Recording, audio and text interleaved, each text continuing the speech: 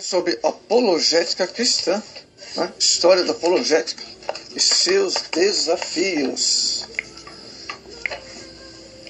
Os primeiros cristãos enfrentaram os movimentos que ameaçavam os fundamentos do cristianismo. Essa ameaça vinha dos grupos religiosos sectários e dos críticos intelectuais e pagãos da época. Os apóstolos responderam aos opositores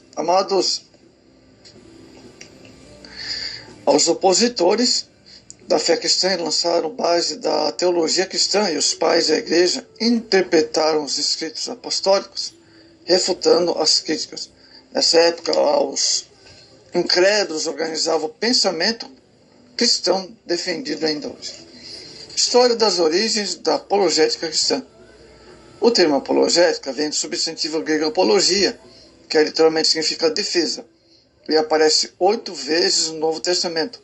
Atos 22:1, 25:16, 1 Coríntios 9:6, 2 Coríntios 7:11, Filipenses 1:7, e o verso 16, 2 Timóteo 4:16 e 1 Pedro 3:15. Sendo duas referentes ao contexto apologético, o apóstolo Paulo prega e defende o Evangelho. Alguns pregam a Cristo por inveja, porfia. Filipenses 1:15-16. O apóstolo Pedro ensina a defender o Evangelho, 1 Pedro 3:15. Na expressão preparados para responder, como ensinado no texto.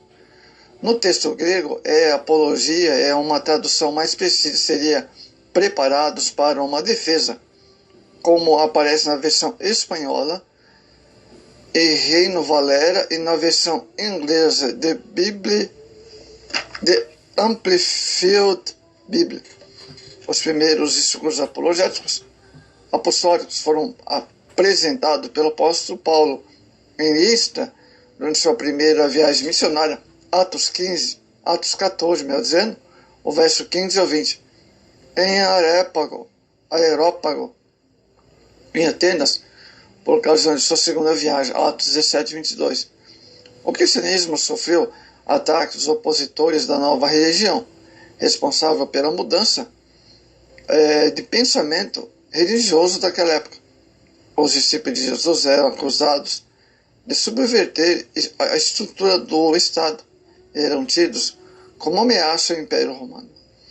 Essas acusações eram políticas e também religiosas, pois a fé cristã era interpretada como nada mais que uma superstição misturada com fragmento filosófico.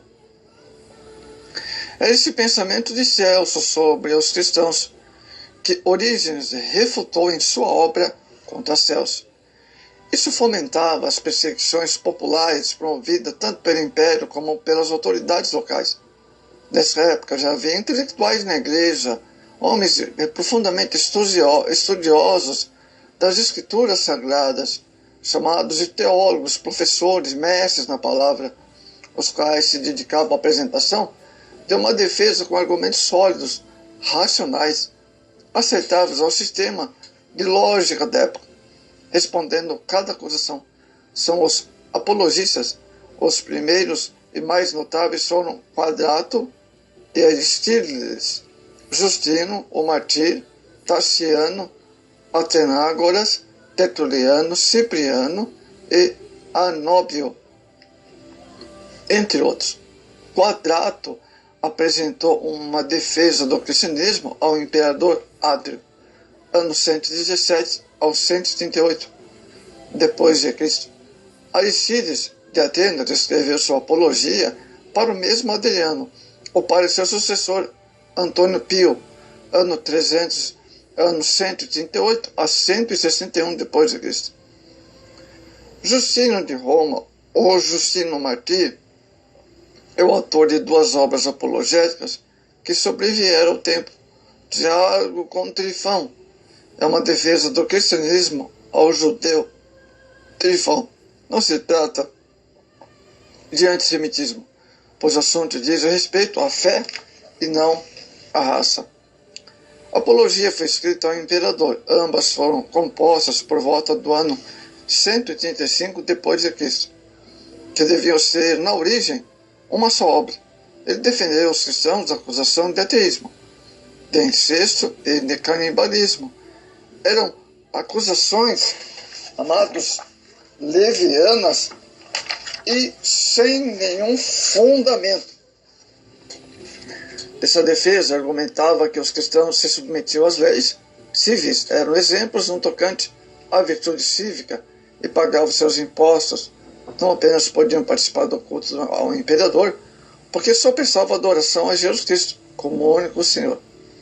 Como os cultos eram secretos, os de fora não conheciam a realidade dos fatos e acusavam os cristãos de praticarem incestos, além de pensarem que a ceia do Senhor era uma prática canibal.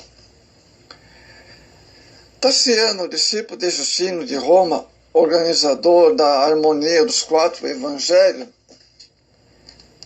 e a Diacesaron, compôs também a obra Discurso aos Gregos, amados, no combate ao paganismo.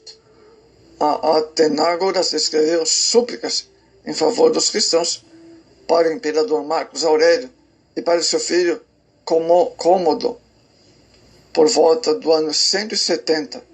Tertuliano escreveu no ano de 197 as 2 obras apologéticas mais conhecidas: aos gentios, apologética contra os pagãos em favor dos cristãos, mais conhecida como apologética.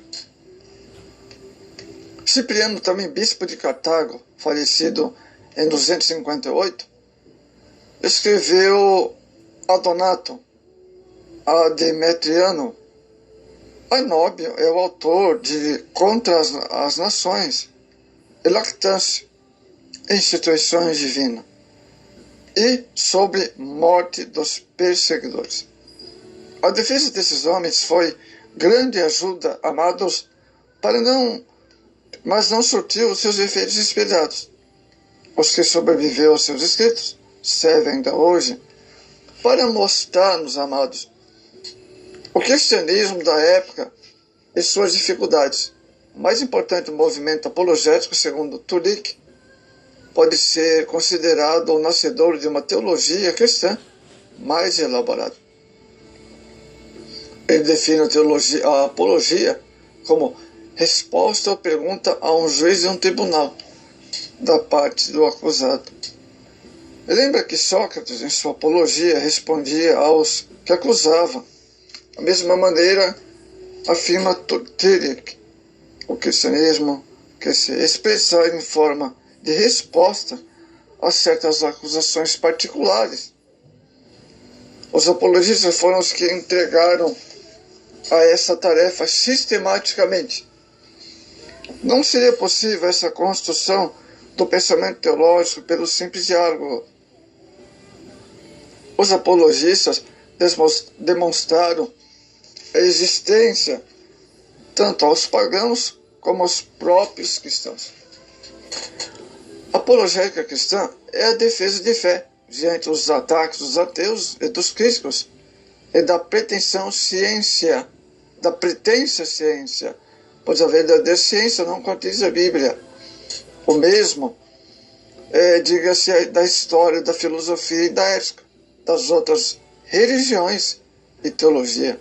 Uma maravilhosa variação histórica para revelar 4 funções apologéticas: defender a fé cristãs das seitas e heresias, refutar os erros que se opõem aos ensinos bíblicos, persuadir os contradizentes para que se convertam ao Evangelho e vindicar a aceitabilidade do cristianismo pelas autoridades do mundo.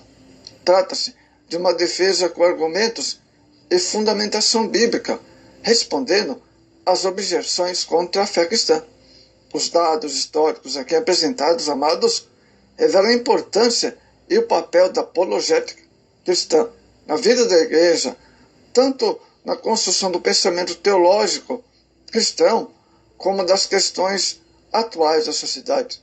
Quando Jesus disse,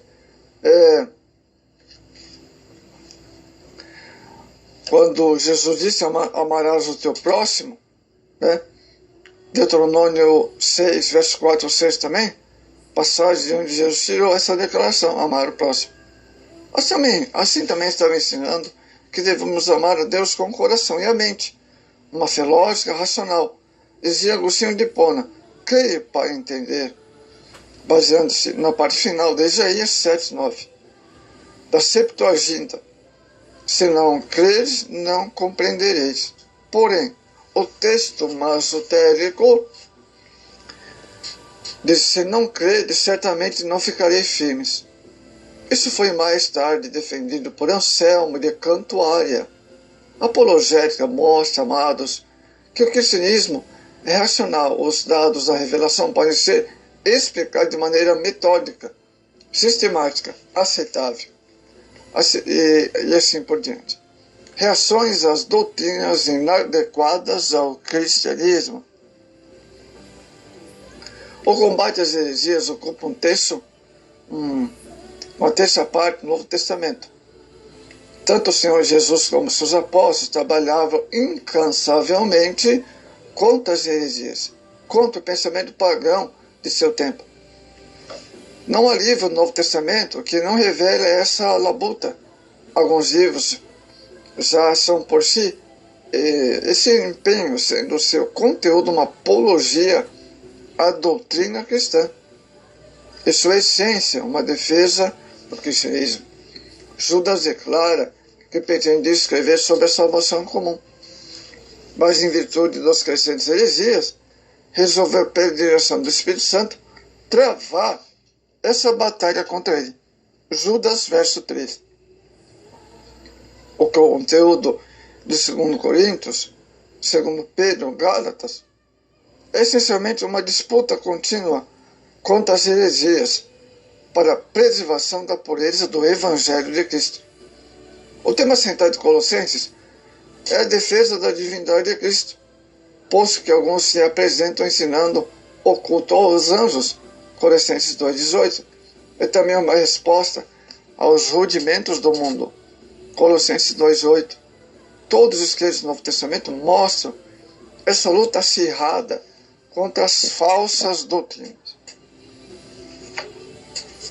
O Novo Testamento grego usa apenas um só termo, seita e heresia. É a palavra aeresis, traduzida por seita, em Atos 5:17, 15:5, 24:5, 26:5 e 28:22. E por heresias, em 1 Coríntios 11:19. Gálatas 5:20, segundo Pedro 2:1. Nos clássicos da Grécia aparece com o sentido de tomar, comumente usado para tomar uma cidade. Isso pode ser confirmado em Heródoto, Platão, Gorgias, 513 a.C. Entre outros, o termo pode significar também escolha ou eleição, como em Gênesis 49:5, Levítico 22:18, na Septuaginta, que pode ser de magistrados, como em Aristóteles, no sentido de inclinação ou preferência filosófica ou escolha de pensamento, tomar para si mesmo uma escolha. O significado dessa palavra é complexo. Agostinho de Hipona diz que era inteiramente impossível, ou em todo caso, coisa mais difícil, definir heresias. No Novo Testamento, esse vocábulo aparece no sentido de partido. Espírito sectário nem sempre representa uma ruptura, um sistema convencional de determinada comunidade. Os saduceus, os fariseus eram seitas que formavam facções dentro do próprio judaísmo. Atos 5:17. Paulo adverte para que não haja na igreja essas divisões, heresias, e condena as inovações doutrinárias que venham dividir a igreja. O apóstolo Paulo chama de hereges, que temem seguir seus próprios pensamentos, contrariando os princípios básicos. Amados, da fé cristã, acerca dessas pessoas, o apóstolo recomenda, depois de duas admoestações, evitar tais heréticos.